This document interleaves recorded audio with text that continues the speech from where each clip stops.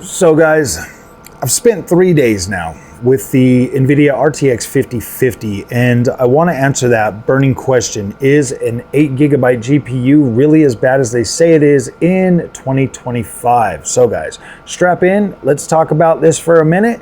Welcome back to Frogboy X1 Gaming. I'm Andrew. I'm going to be talking to you about the viability of an 8GB GPU when comparing it to other systems like the Switch 2. As you guys can see, I did put out a video today on Cyberpunk 2077 featuring Digital Foundry settings for the Switch 2, what they had come up to compare the Steam Deck with the Switch 2, and I figured, you know what, let me use those settings. So shout out to Digital Foundry for doing the legwork for that. I really appreciate that attention to detail that they went into that for that. It actually was able to give me a base for how to set up the settings for something like that, for like a handheld. I've never really went into that and tried. I did have a plan to try to do that on the ROG Ally, to try to, you know, do like a comparison video of the Switch 2. And so it was nice, it was cool. I really do appreciate them. They are awesome, and like from now on, like my future beef with Digital Foundry, we'll just call that water under the bridge. I do like the work that they do, but I do think that it ultimately can affect one's psyche when it comes to gaming, and that sucks. That does suck. So only watch that kind of stuff if you have a strong mind and you're just curious. But they do great work most of the time that I do agree with. So guys, the 5050, 8GB, 2025, is that even a viable freaking option anymore? Can you actually play freaking games, AAA bangers, on this Roblox Minecraft edition GPU? Well, the short answer is yes. If you are willing to get in there and play around with your settings and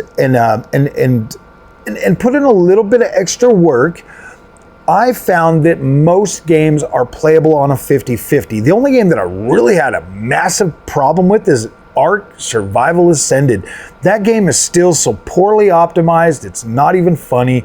And the reason why I say that is because it's like that on every GPU that I've tried playing with that.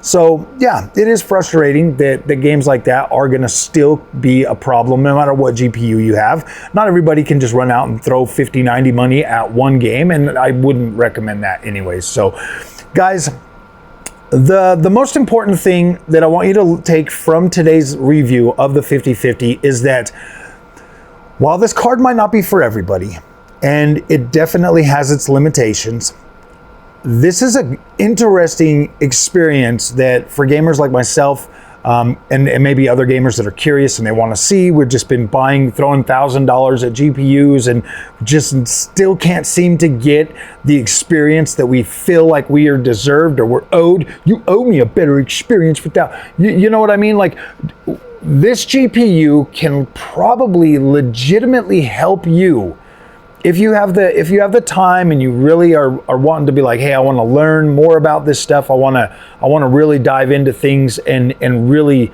see how an entry-level GPU is, what kind of an experience an entry-level GPU is going to give me versus what I'm paying $1,000 for and buying all these fancy 4K monitors and TVs and all of this stuff. Guys, the GeForce RTX 5050 is a Blackwell GPU, so therefore you do get access to things like MFG4X, you get access to DLSS4, all on a very small, efficient chip that can easily do a lot of 1080p gaming on a lot of these games that you like. In the video today for Cyberpunk versus the Switch 2, I was able to enable ray tracing and utilize that above 60 frames per second with those Switch 2 settings and still have an incredible looking experience at 1080p without any frame generation and using DLSS in a quality mode. The biggest thing that DLSS 4 does is it does allow you to use DLSS now at lower resolutions like 1080p, being able to go down to as low as balanced mode. And if you're, I mean, you can pretty much go to performance mode and still have a good looking image quality, especially if you have the right display. If you have the right display, resolution and stuff is probably the least nothing burger that I've seen in PC gaming since I have really broadened my horizons and bought 1080p. We got a 1080p ultra wide right here. I got a 4K monitor behind me that has a 1080p mode. Look, guys, 1080p is still a viable option, and it can save you so much money if you're just willing to if you're willing to go back down to HD resolution, man. It's still high definition. Like, it is still a high definition resolution that you can still play games, and then you don't even really need like ultra settings and stuff like that. Yeah, they still look fine, but you don't need them. Like, you're throwing performance away with that you could easily be putting back into higher performance on a lower end GPU. Guys, I would say 5060, let's put it this way, 5060 Ti 16 gigabyte is equivalent to a 5090 at 1080p. Like it just is. Like the 9060 XT is equivalent to a 5090 at freaking 1080p. You can legit max everything out, run things super high. Like you're getting that experience at 1080p. And the biggest difference is a resolution. Resolution and like significantly more money, like $500 for the 5090 1080p card versus $3,000 for the freaking 4K version of that card that you probably get better performance at 1080p than you're ever going to get on that 5090, which is madness, And then everything in between, you know, your 9070 or your 5070, your 5070 Ti, your 9070, your 9070 XT, those are all 1440p beasts. Obviously, your 5070 Ti and your 9070 XT are going to be able to push you into 4K gaming.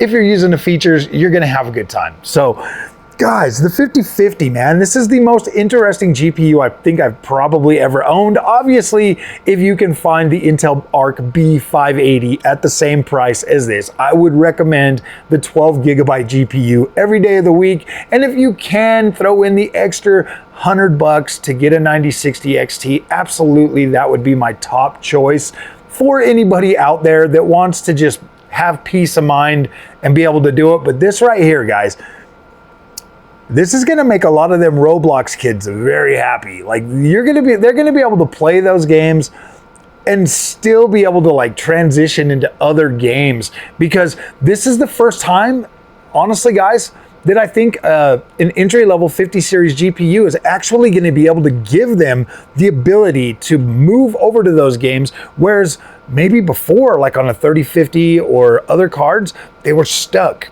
at that kind of GPU. I mean, I liken my first experience on Nvidia to like the MX350, barely able to play some games, like legit, I'm not even joking, barely able to play games. And then like the 3050 Ti laptop that I bought, man, that couldn't even give me 30 frames a second on Spider-Man Remastered. I was like, are you freaking kidding me, man?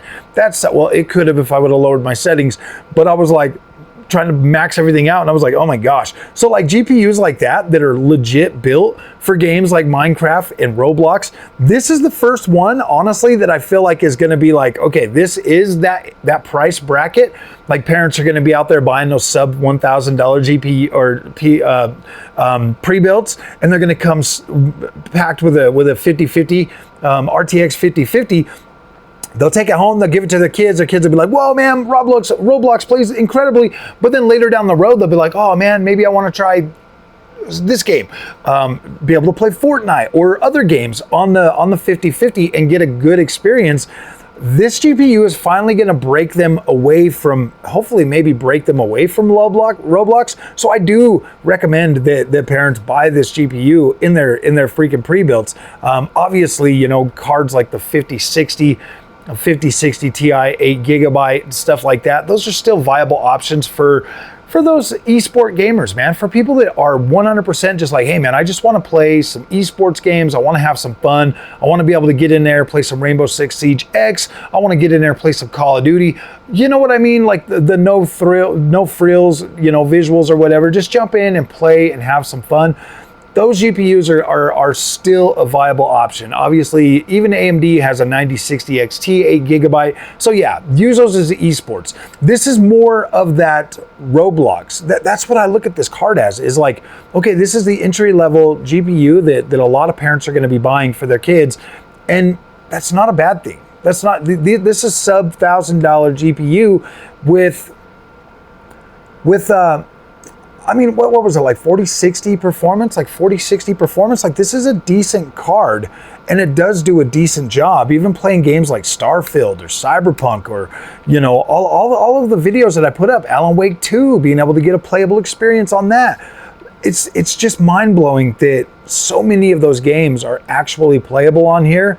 And to an extent, you're just thinking, you're like, wow, what a freaking great card. So this here's the Gigabyte OC. Obviously it's got the 3 fans. It's got a really decent cooler. It looks like it's only got the 2 heat pipes back there. 2 heat pipes, 8-pin power with 2 DisplayPort and then 2 HDMIs. Yeah, this card here is very interesting, my friends. Very interesting. Now, like I just said, if you've got the money and you've got the and you've got like an extra build or something that you could throw together, I do recommend checking something like this out, guys, just so that you can start saving your money and really learning how to force yourself, not necessarily, yeah, like literally force yourself into having to adjust settings to play. Thankfully, it wasn't as bad as a lot of the other reviewers out there trying to make it out to be. Yes, I could cripple this card. I could max everything out and just run it right into the ground pretty easily. But why do that? Why do that? The biggest thing is finding a playable experience that is immersive so that you can enjoy gaming. And the 5050 is actually pretty decent at being able to bring that to fruition. You have enough scalability in today's game still to be able to get a decent experience while still looking good but performing a good enough FPS that definitely puts this above a console experience, but not by much. I would reckon this is more of that Series S / Switch 2 experience for the PC guys. Like, this is that entry level experience that is good enough, good enough. It's good enough. That's what I'm going to say about it. It's good enough.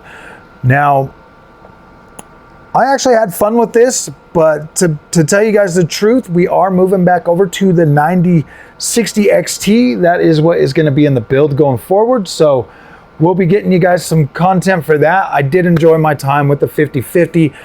Of course, if you guys have some other stuff, obviously it's going to sit on the shelf until I get some other projects that I want to work into there. But I need to there's just some other things, the other projects that I wanted to do between the 9060 XT and the 9070 XT. Seeing as AMD is like my platform of choice, I love AMD, and I want to get back to that. I want to get back to creating some of that AMD content. But yeah, guys, I've had a good time with Blackwell. I've had a good time with every one of these cards that I've bought.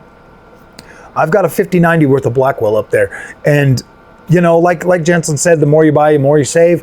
You know, I keep buying these cards and I realize that, damn, I could save more money by getting entry-level GPUs and still playing at 1080p. I could save a ton of money. An absolute freaking truck-to-load ton of money. So, all right, my friends, if you guys like this content, don't forget to like and subscribe. If you have any questions, hit me up in the comment section. I will do my best to answer those. And keep gaming, man. Have fun, and Froggy out.